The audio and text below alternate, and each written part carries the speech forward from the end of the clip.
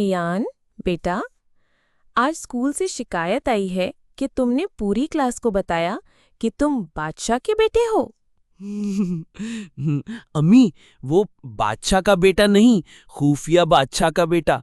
और मेरे पास उड़ने वाला ऊंट भी है जो आवाज से तेज दौड़ता है। उड़ने वाला ऊंट? ईयान बेटा, ऊंट उड़ते नहीं, उनके पर नहीं होते।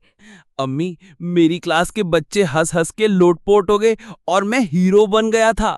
हीरो? और कल को कहोगे कि तुमने खला में कॉफी शॉप खोल रखी है। वाह अम्मी, क्या आइडिया दिया है आपने। वैसे ही ये बुरा नहीं, गैलेक्सी कॉफी अच्छा लग रहा है ना। तुम्हारे झूठ भी नेटफ्लिक्स पर आ सकते हैं। ईयान की फैंटेसी फैक्ट्री। अम्मी, झूठ तो हंसी के लिए होता है ना। मैंने तो सिर्फ सबको एंटरटेन किया। बेटा, झूठ की उम्र टॉफी से भी कम होती है। मीठा लगता है लेकिन दांतों को गिरा देता है। ओह, तो क्या अब ऊंट को जमीन पर उतार दूं? ऊंट भी और अपने झूठ का बम भी, कहीं फट ना जाए अगली पेरेंट टीचर मीटिंग में।